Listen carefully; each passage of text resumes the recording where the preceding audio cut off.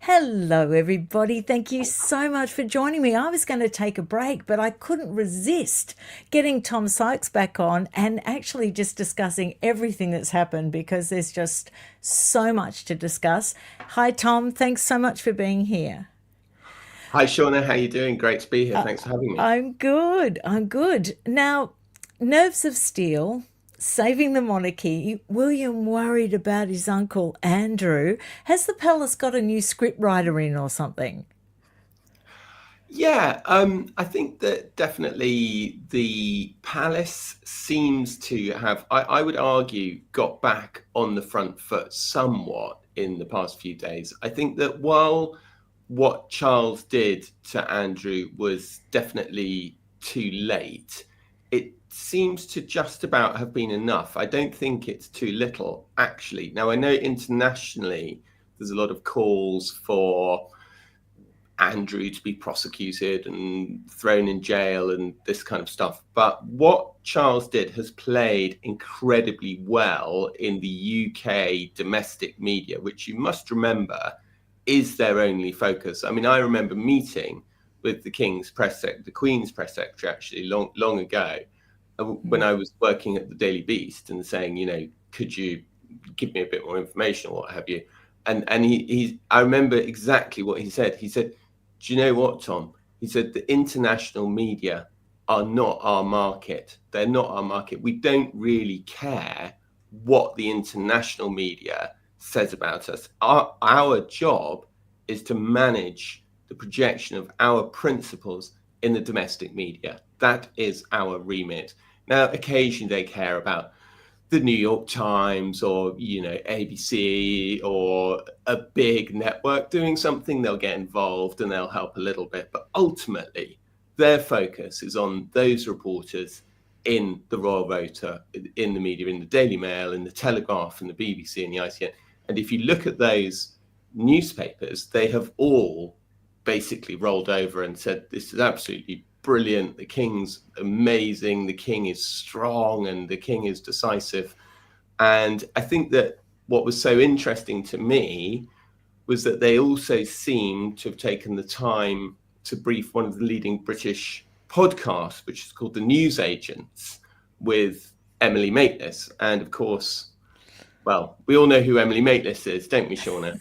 Yes, we do. We do. And I was going to ask you about that because I wondered, is she just the flavour of the month or is she firmly within Team Palace now? Because she seems to be getting all the good goss, all the inside tracks.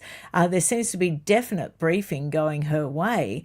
I don't know how accurate it is, but what's your take on that? So it was really interesting what she said. She said that she initially had this report saying that William had threatened Beatrice and Eugenie and said to Beatrice and Eugenie, if you don't talk to your father and get him out of Royal Lodge, we are going to look at your titles. We might take away your titles. That was subsequently denied quite firmly by Kensington Palace off the record, but it was essentially denied by them. And then after the whole thing went down last Thursday, she had an exclusive on her podcast, The Newsagents, which, to be fair, is a big podcast. It's kind of broken through almost into the mainstream, partly because of who she is, her co-host John Sopel, and all of that. But what I was very struck by was how her points just completely reflected the talking points that were given out in the official media briefing. So, Yeah. and most notably, the real giveaway was that she used this word steely, saying Charles was the steely one. And she said that all Yeah. William had done was sort of sit on the side, wringing his hands, worrying whether Andrew was going to be able to cope, whether he'd be able to, whether his mental health, because William's so interested in mental health. And I'm sure that's true, right? I'm sure at some point William did say, I, I hope he's okay. I hope he can cope, whatever. I'm sure he expressed some compassion for his uncle. But the idea that this was anything other than masterminded by William, that it was run by William, that Charles has dithered ineffectually for 3 years over this. And Mm. William had had enough and took control. And this is all down to William that this has all happened. And the idea that this was Charles being the strong monarch that he's failed to be ever, and William was on the side, it's just a complete inversion of reality. I mean, Yeah. it's a completely absurd and ridiculous. And what annoys me so much about it, Shauna, the way that the British media cover it, is it's like they tell us that all the things that we saw, we didn't see. You know, Yeah. we didn't Yeah. see Charles bringing Andrew to church. We didn't see Charles bringing Andrew and Fergie to church in 2023. We just imagined it. We didn't Mm. see Charles force William and Kate to expend their valuable political capital driving Andrew to church as part of that rehabilitation drive driven by Charles.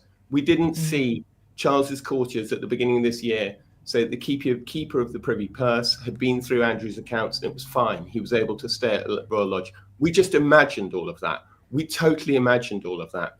And this other line that has come out of them saying that it was begun 2 weeks ago. Do you remember 2 weeks ago they said the Duke of York title was going to go into abeyance?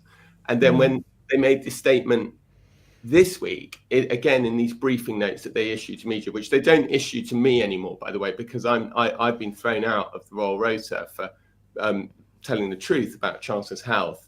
But obviously I've managed to obtain them. I mean, it's like, for goodness sake, that I'm a journalist. I've been doing this job for You've got 20 years. mates. Yeah. I can get this material, Yeah.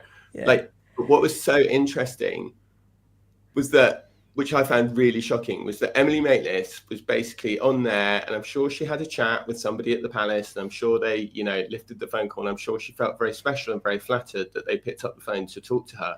But it completely replicated the talking points, point by point by point. It literally went through it point by point by point. And Yeah. even to the extent of this ludicrous claim that Charles did the thing that happened 2 weeks ago, i.e. put the titles in abeyance, was like step one.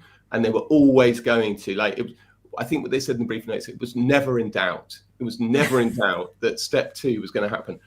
I mean, again, it's just a complete inversion of reality. It's like we're being told not to believe our own eyes. It was very clear that they thought that they hoped and wanted that part one would be enough. You wouldn't, in any PR strategy, you wouldn't drag it out over 3 weeks. It's complete nonsense.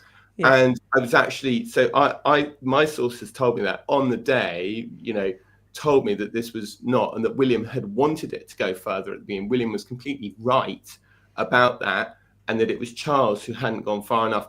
And I was delighted to see my reporting confirmed in the Sunday Times this weekend, where Roy Nickar did actually get somebody at the palace to admit that, yeah, of course, like, what we saw with our eyes was correct. They wanted this solved 3 weeks ago. They didn't want it to drag on to today. Of course they didn't.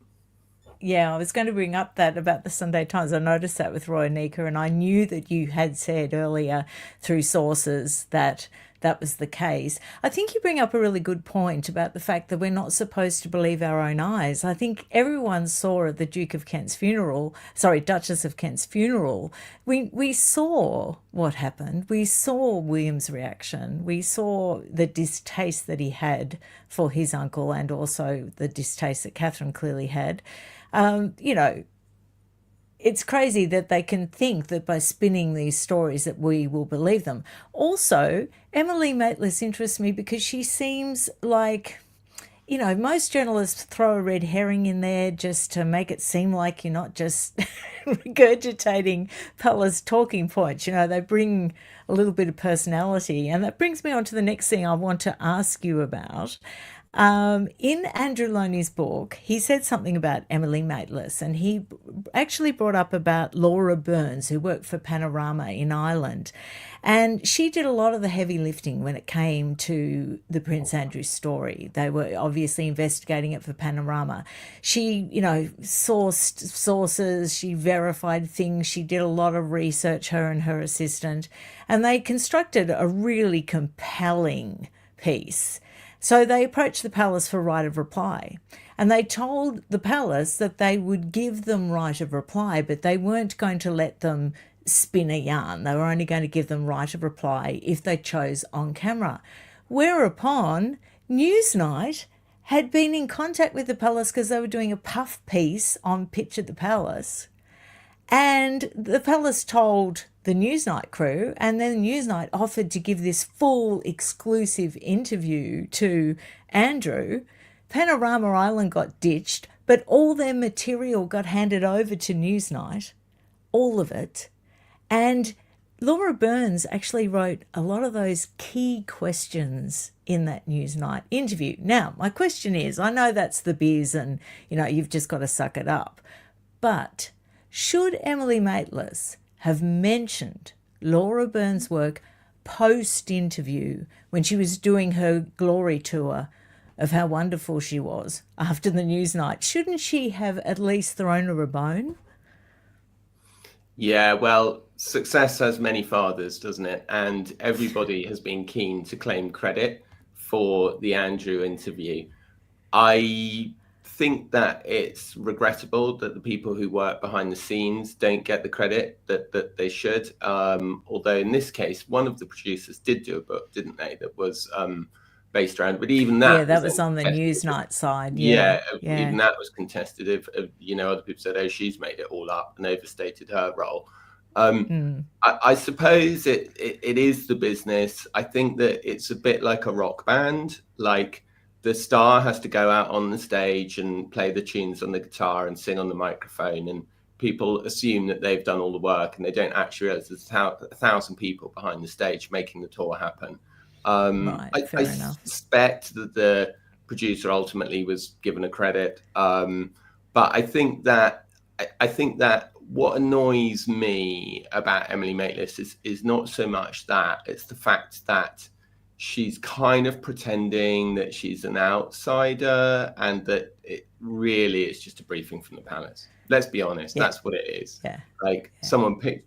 She picked up the phone, called the palace, and someone got back to her and told her their side of the story.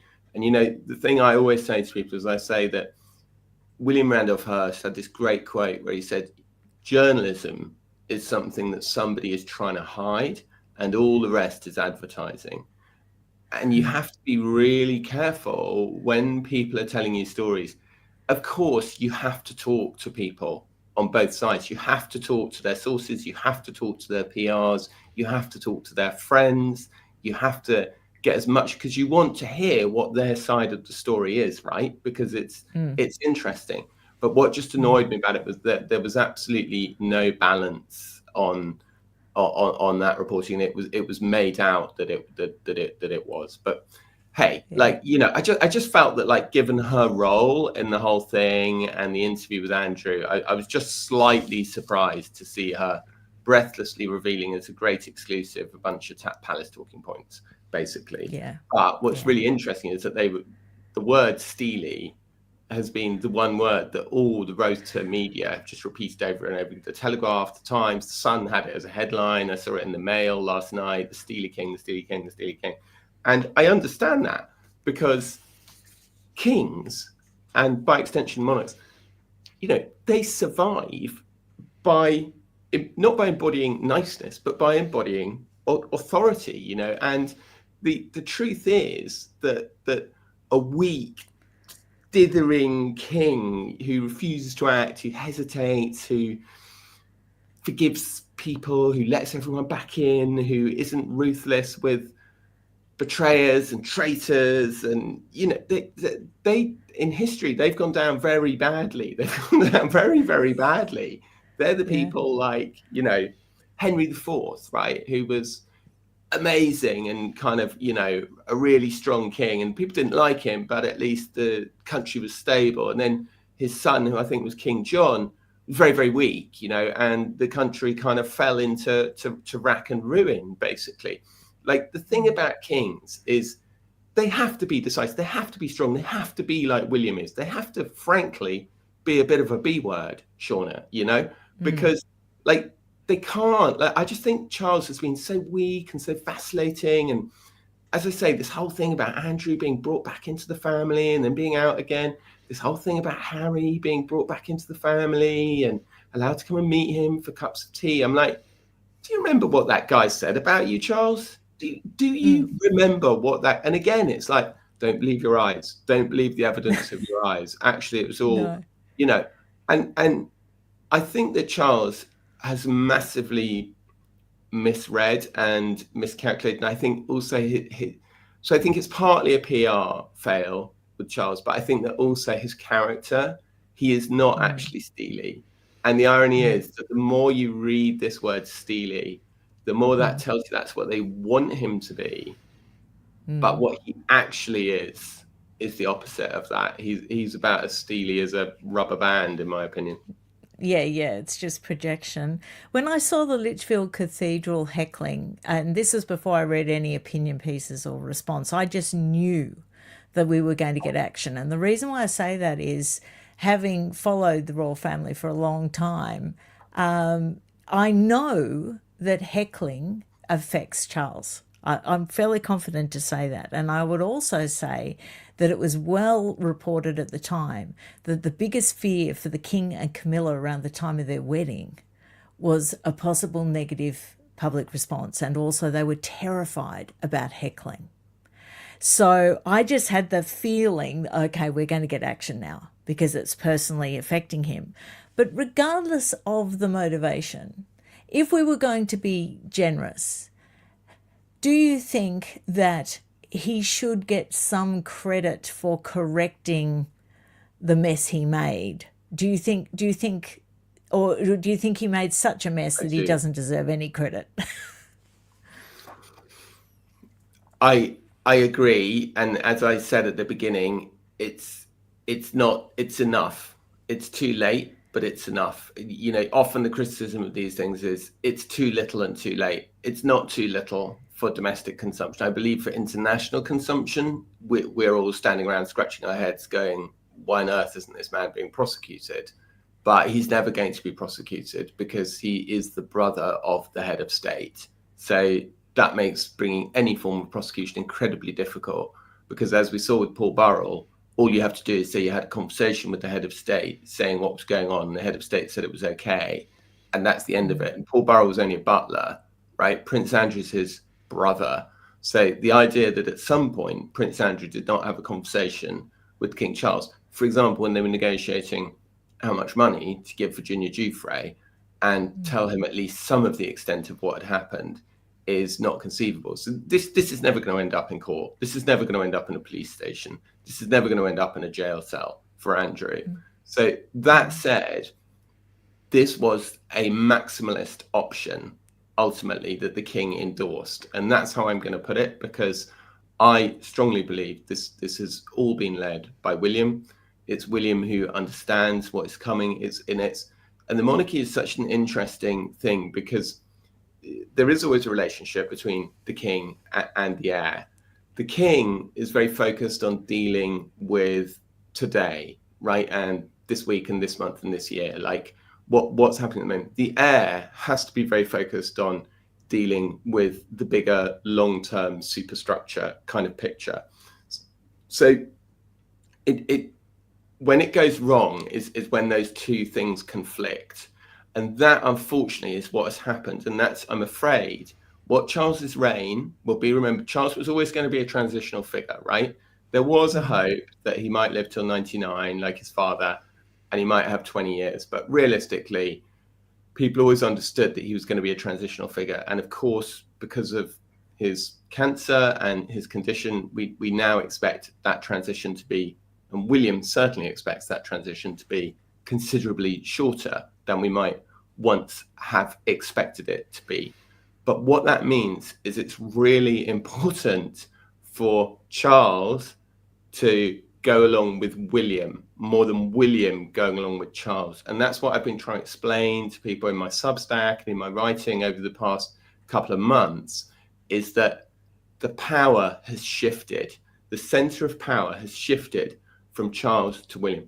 William is a much more important figure in the running and the direction and the shape and the look and the feel of this monarchy now, and especially after the events of last week. The events of last week, where finally action was taken, were 100% William. And I think that what we need from William, we need him to have a bit of that medieval ruthlessness, that he's able to impose order, because the discipline has completely collapsed in the royal family since Prince Philip died. People have been off doing their milk adverts and doing this and doing that and writing books and getting away with it, being invited back for tea after they've written a book saying you're a racist and like telling Oprah, it's like unbelievable, like the treachery that has been forgiven.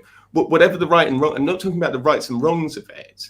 I'm talking about the need of a monarch. Like compassion's fine in a monarch. Compassion is totally fine, but kind of wanting to be nice is not. It's just, do you know what I mean? It's like it's like that's not what they're there for. And like I think especially with everything going on in the United Kingdom at the moment, the country is becoming increasingly divided.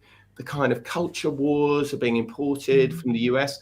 I think that a strong unifying figure who says, do you know what? You may not like me. You may disagree with the monarchy or whatever, but at least you know where you are. At least we know what the situation is. And I personally am one of those people who believes that strong government or strong leadership, maybe not strong government is the wrong way to put it. That's, of course, the privilege of the royal family, is that they're not really political figures. They are leaders.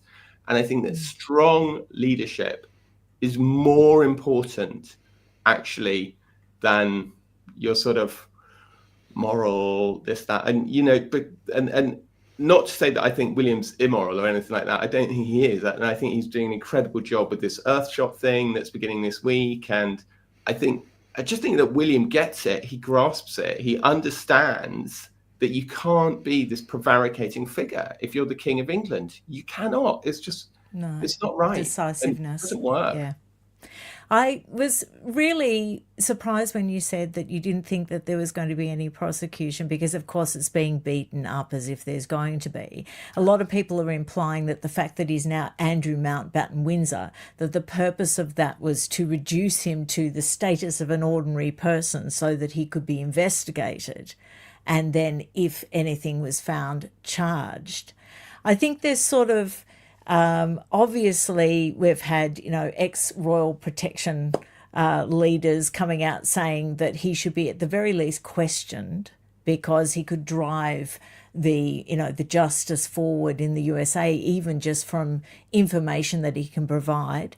I think the National Crime Authority needs to look into his time as Special Representative of Trade and investigate those financial deals and investigate misconduct in office, purely so that it can't happen again.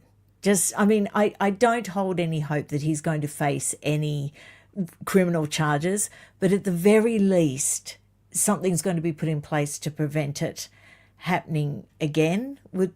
Is that naive? Do you think that could happen? I don't think it is naive at all, Shauna. I think it's a really good point. And I think that fundamentally scandals don't die unless the root cause of them is ripped up and extinguished. And the root cause of this scandal is Andrew's abuse of a young woman, his financial wheelings and dealings to corruptly enrich himself at the expense of his office and the British public, and his disregard for the norms of how we treat other people and how we behave in front of the law. So I agree with you that he should be. I agree with you that he should be investigated. But the problem is that I think that a police car will at some point drive very obviously into Royal Lodge, and a copper will get out and ask him some questions. I do think all of that will happen, but I think it will be for show. I don't think the Crown Prosecution Service, ultimately the Crown Prosecution Service, as may well be the same in Australia, has to decide whether they think there is a reasonable chance of conviction. There is no reasonable chance of conviction, because all Andrew has to do is stand up in court and say, well, I told my brother all about it, and my brother's the king. And that's it. That's the end of Yeah. it, because then what does like the magistrates court in Windsor do? Do they say, well, we better call the king in? I mean, if you want a Yeah. Yeah. constitutional crisis, you've got one right there. The king showing up in Mm, court giving evidence against his brother. It's never going to mm, happen. And yeah, he's Andrew Mountbatten Windsor, but he's still got 6 bedroom house in Sandringham with a butler, a cleaner, not a butler, sorry, a cleaner, a cook, a gardener, unlimited yeah. access to the royal estates. He can still run his shooting parties. He'll still be getting his food delivered from the kitchens. Do you know what I mean? The idea that he's just being Yeah. reduced to a commoner living in a dog box is just, it's not accurate. But Mm, I do understand that the British media wanted to have their day and revel in it. And to be fair to the British media, none of this would have happened without the digging of the Mail, frankly, and without the Mail publishing those emails. emails. So And I more to think that come. people who sit around saying that the British media are corrupt and in the pocket of the royal family, like the royal family did not want this to happen. They did No. not want, a sacrificial Andrew moment to please the people and bread and circuses. You can tell by the way that Charles Mm, behaved, by the way they mm, desperately tried to cover it up at every turn. yeah. And I think that the Mail in particular has played an absolute blinder here, and they want to have their day and parade Andrew's scalp up to the top of the hill and back, and they're going to do that. And I don't think that they are going to, in any muscular way, pursue the calls for him to be prosecuted. I just don't Mm, think they are. They may get him. The one thing they may get him on is the telling the police officer to investigate Virginia Giuffre. Like, yes. maybe Yes. just about, maybe that becomes the Al Capone, the taxes, and the Or minor thing. maybe just an admonishment or, a slap on the Maybe. wrist. Yeah. But you're just being really honest because we're getting spun that something major is going to happen and all that sort of thing. Now, a main concern that's been in my comments from people, and I think it's a really valid point people are making, is they're saying, well, it worries me that the focus seems to be on Andrew because obviously there is potential perpetrators over in the USA that are not receiving any real attention. But I looked into it and there is a few that have actually received attention. I mean, we've got to look at Peter Mandelson. Yeah. He got chucked out of being US ambassador. Then, of course, we've got Jess Staley, who's been banned from actually conducting any financial position in the UK. He lost over 18 million in bonuses. And the financial authority in the UK, he had to resign from being the head of Barclays Bank. Yeah, So and Jess that's Staley was like, just to cross over your moment, Shauna. Say, I was yeah. talking to someone in finance, and I was like, "What was Jess Staley's like position? Like, what was he thought of?" And they said to me, "Oh my God, he was like the most powerful person in finance. I Yeah. mean, he ran. Was it more? Wasn't Morgan Stanley? It was the other one. It was Barclays Bank. Yeah, but he And he was had to poached. resign from there. So he was poached Oh. from, he was the head of private wealth or something, or Oh, he ran the right. whole of Right. JP Morgan, I think, or Morgan Stanley, or one of those massive investment banks that controls literally Right. every rich person's money in the world. And he was poached by Barclays to bring them all Right. over and set up this massive private wealth division at Barclays. And he was paid, I mean, eye-watering amounts of money. And my brother said that, sorry, oh, I shouldn't have said that, but my friend said that he was literally the most powerful person in the whole of the financial world. One of the most powerful people in the whole financial world. And that when he went to Barclays, it was a massive, massive coup for them. So I think you're right. Very powerful people have been taken down. Have they all been taken down? No. Have enough been taken down? No, by no means. Is it an outrage that the only person who's in jail for the Epstein thing is a woman? Yes, it absolutely is. But the idea that everybody, as you say, is just going around with impunity, again, is not completely correct. And of course, we know that there are going to be, when they get this final Congress person confirmed, hopefully the Epstein files are finally going to be opened. And I think it's going to be absolutely sensational. I think Yeah, it's and going to be sensational. And I think that we'll arguably, focus on it, won't we? I mean, people are saying yeah, it, to me, oh, you're just ignoring. But no, when there's more information, I will not be ignoring it. I'll be going for it because it's just such a big story, and I'm sure you will be as well. But we just don't yeah. have a lot to go on yet, do we? It's just all tied up. Well, I think Yeah, that's the problem, isn't it? It's so yeah, it all seems to be locked away, and and I think we all know that that Elon Musk tweet as he departed office. I mean, I think that lots of people think that that's got something to do with it, and whether or not it will. I mean, but it does seem. I don't want to get into it no, particularly, but I think that it's very interesting that Epstein from Beyond the Grave has brought down Prince Andrew. I think it's really, yes, really interesting. And I think that the other thing that is incredibly interesting about it is that he was brought down ultimately by the publication of emails sent from him to Epstein. That was the straw that broke the camel's back. yes, And you have to ask yourself who was Epstein's absolute right hand person who would have had access to those emails, who would be a friend of Daphne Barak, who could get them out there. You have to ask yourself that question. And you have to ask yourself, what would their motivation be? And then I think it all starts to make a bit more sense of what is happening here and what the British royal family are trying to get ahead of. yeah, definitely. And I'm really glad that we talked about Jess Staley because I just wanted to throw that to people that are upset about that aspect of things because he is a USA citizen. So one really big fish has been, but of course, when you're talking about the royal family and you're talking about, head of Barclays Bank, you know, he doesn't have much of a profile outside the financial sector. So, of course, the press is going to focus on Andrew. I've got something to show you which really infuriated me. I thought it was just so off. Hard up, homeless and alone. What's next for Sarah Ferguson? Now, I hope that this was sarcasm, being ironic. I'm really hoping it was Hillary Rose, I think. Oh, well, I there we hope go. she was being ironic, Yeah. but the article didn't read as ironic. It didn't read as satirical. It was very sympathetic. And this was the last line. Alas, the Duchess isn't there anymore, and being Sarah has proved too much. Only time will tell where Fergie, hard up, homeless and alone, goes next with her 4.5 million from the sale of her Mayfair house, and I'm sure she'll be fine. I mean, she's got quite a few good places to land, even with her daughters, hasn't she?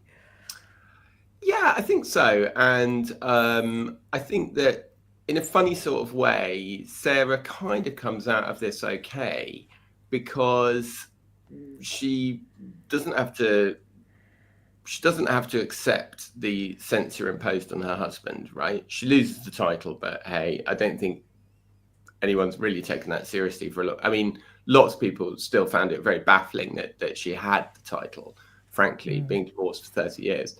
She's not obliged to move to Sandringham along with Andrew. And ultimately, don't forget, Sarah Ferguson is always portrayed as this sort of silly, I don't know, whatever not particularly intelligent, however people have portrayed her. But in Eccentric. Yeah. fact, yeah, sort of excitable, jolly hockey sticks, like, all that kind of thing. In fact, I think she's played what could be a pretty bad hand pretty well. If you think of the material that Sarah is now sitting on,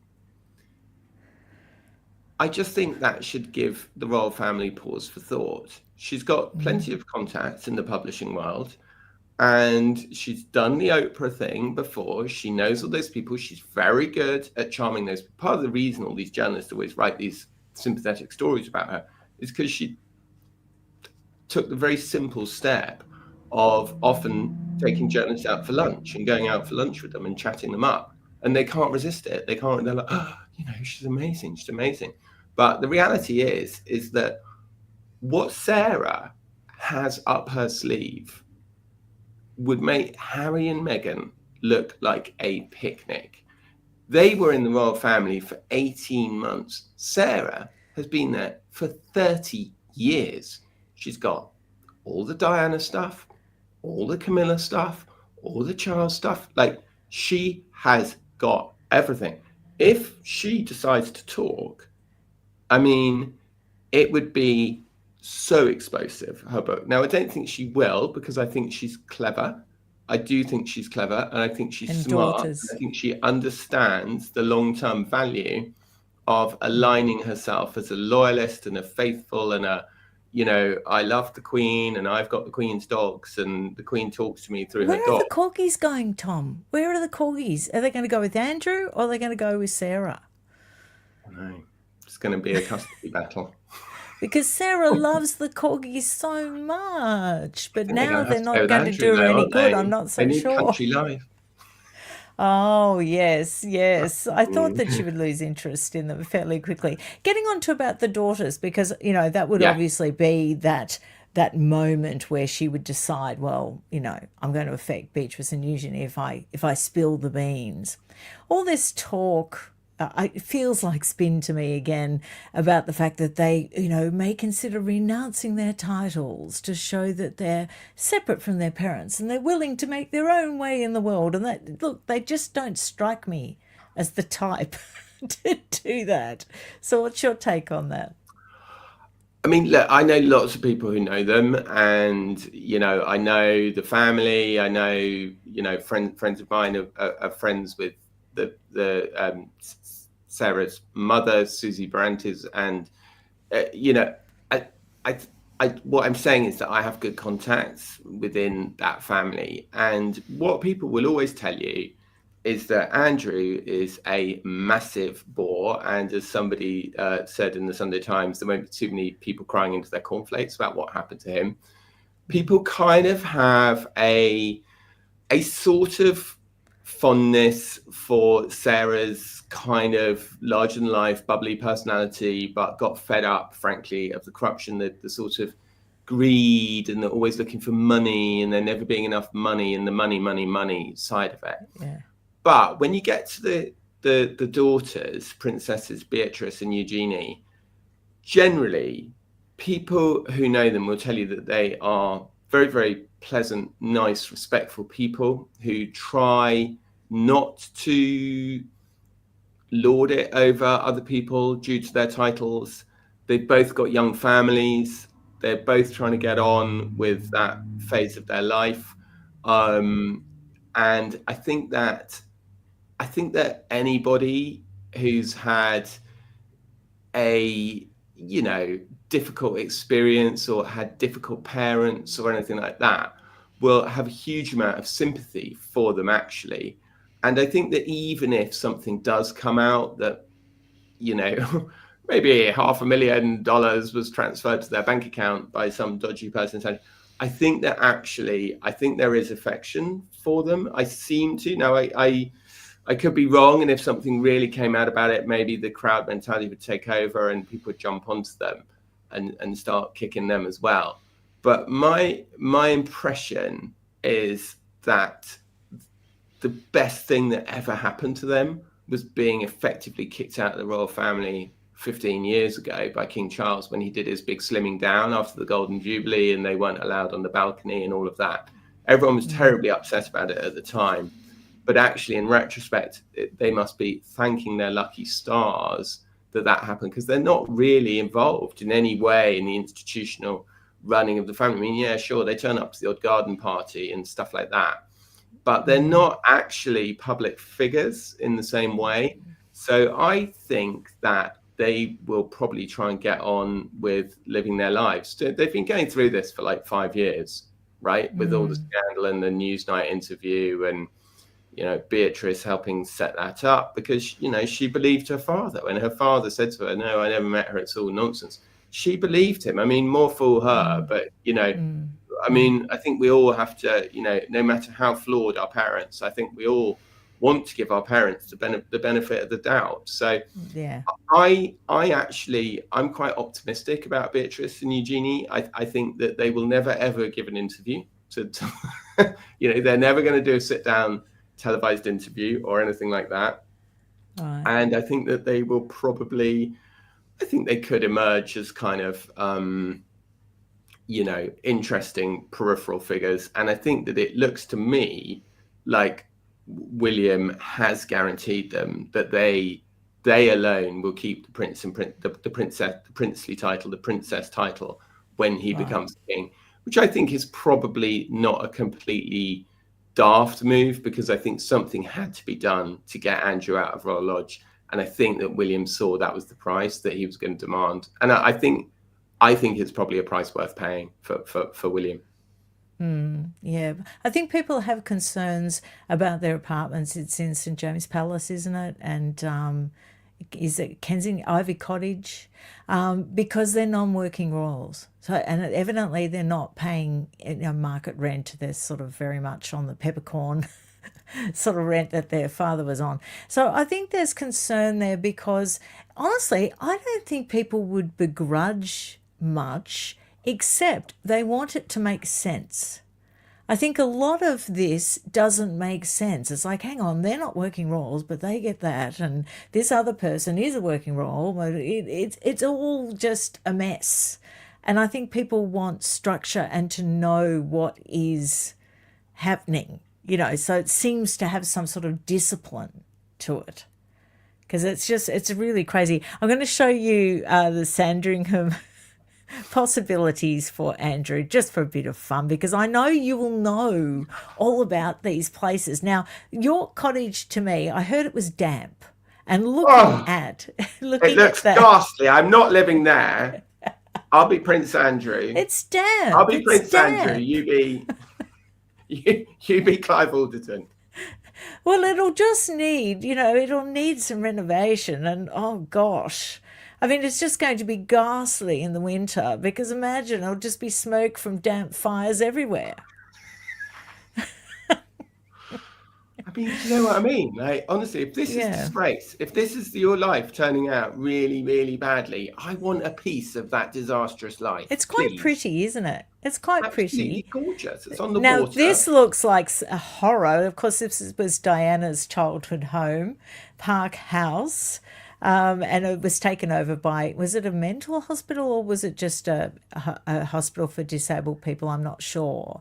But it looks a bit Arkham Asylum. I'm not, I don't think I'd want to move into there. That looks a bit sort of foreboding, doesn't it? A bit scary. Yeah, and apparently that's not really a contender because it would require millions to be spent on it to turn it back into a private home, apparently. Okay. And Yeah, so well, I that's don't. good because I don't, that's and ugly. also, they want him out by the new year, right? Yeah, yeah. Now, this is pretty. This is Chocolate Box. I could live here. I think that's nice. It's not as grand as York Cottage, but it's pretty and sunny. And I think that one's in good nick. 'Cause I think that one's being Airbnb'd. So I think it's in decent nick. So could he move into that, or is it not grand enough for Andrew?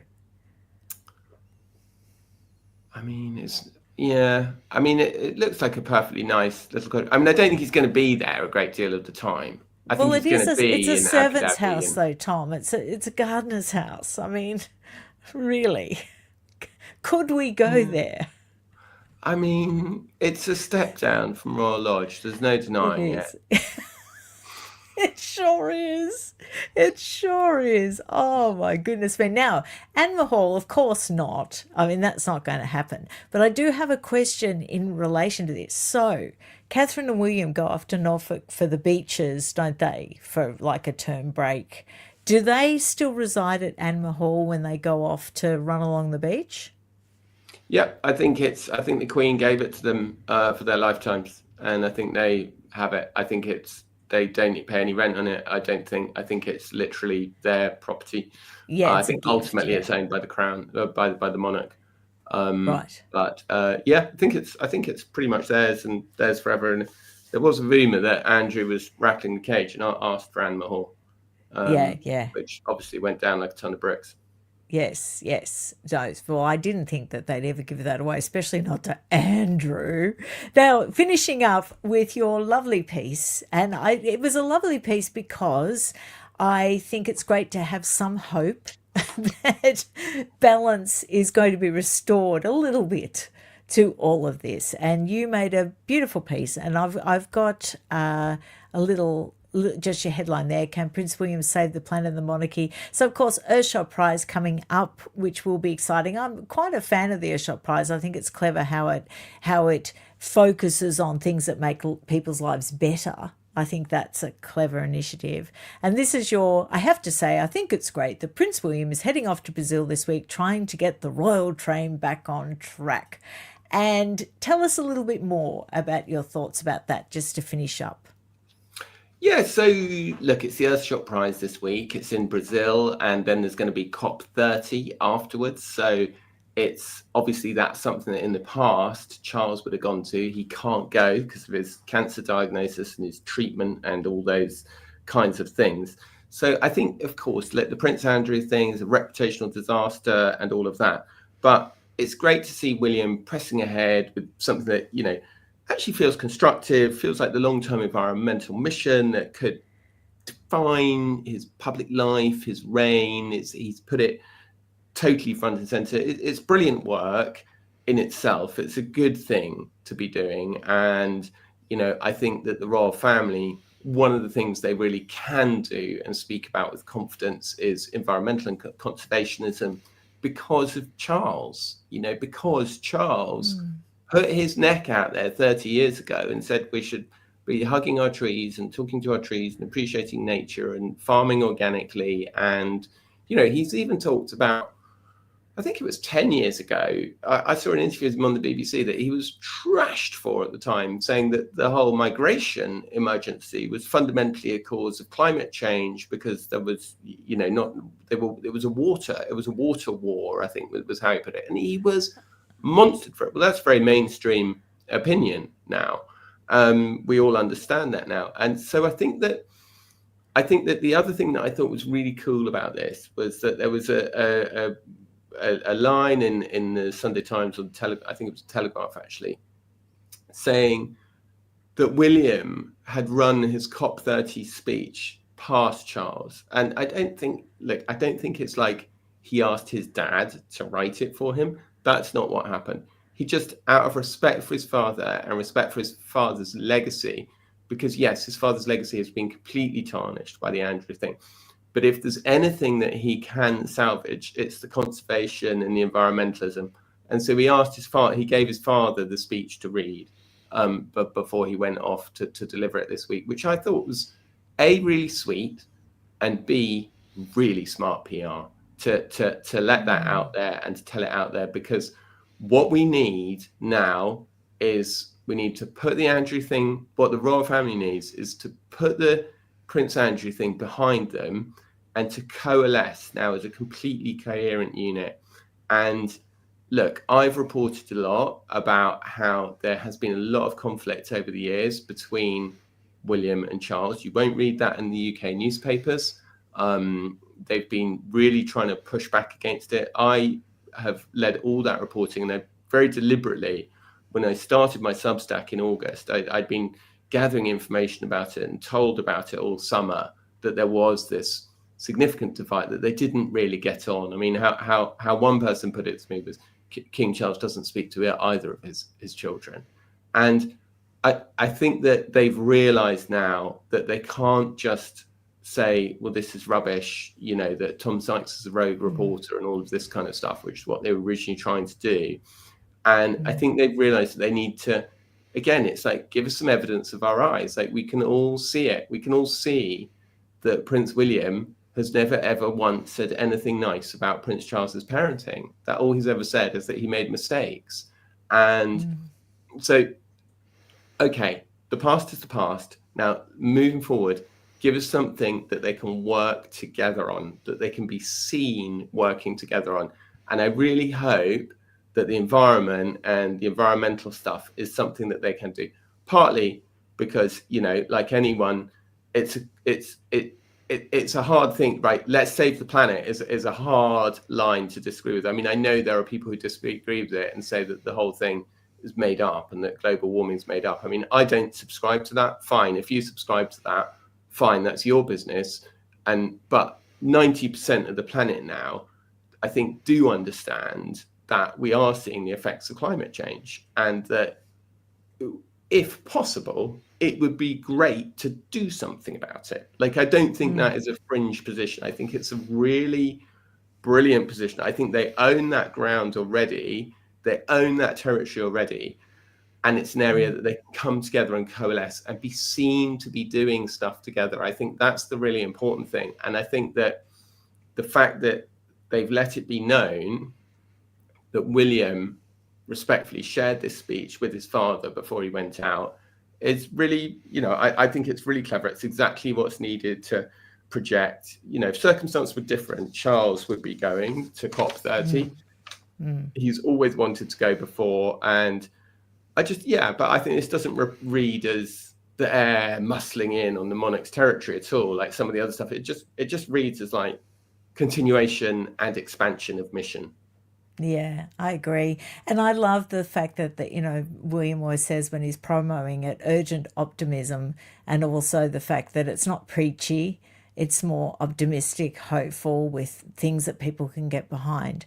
So, yeah, I'm looking forward to all of that, and I'm looking forward to talking to you again at a future point. Sorry for keeping you so long. My goodness me, I could go for another 3 hours. I know. Anyway, We could thank keep going you. forever, couldn't we? Yeah, We really thanks, could. Tom. Can I ask you quickly, Shauna, what did Yeah. you make of what if you just big picture, what did you make of the way that ultimately it went down, that Charles dealt with it? Do you think it's too little too late, or do you think it's just about enough? I think that it's not going to go away with more emails being released. I think it's going to create a new flurry. And, we're pretty much being told today that there is more coming down the pike. So I just don't. I think people, like you said, even if it's theatre with, a police car going into Royal Lodge, I think people want to see that there's some, at least, accountability, questioning, delving, because I think the fact that there has never been an investigation is really what upsets people, because they don't want royals to be above the law. We know that the reality is they are, but people don't want that. They can't get behind that concept. No. And that's the sticking point. So I don't know, what the reaction's going to be, but I think more's going to come out, and that's what's going to tell the tale. I think you're right. I think there's going to be a conflict between. I think they've managed, like I was saying, I think they've managed it successfully domestically, and like in a sense, that's all they care about, right? That is the remit of their job, is to keep the royal family popular in the United Kingdom, Yeah.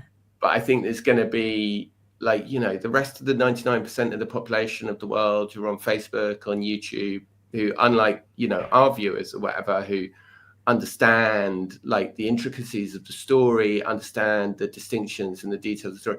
To the rest of the world, it's just going to look like, this guy is the brother of the king, and therefore he hasn't had to answer questions from the police. And people are going to be like, okay. I also want to thank everybody that's been making comments down the side. I did actually identify a few of your questions and ask Tom, so I didn't read your name out, but I did ask them. And also thank you to Koala Blues for the tip. That's very kind. I will share that with Tom so he can go and get a cup of coffee. Thank you very much, Koala Blues. And I'll see you again soon, Tom. And thank you everyone for joining us. Are you ready for our awkward wave? I am. Bye everyone. Bye.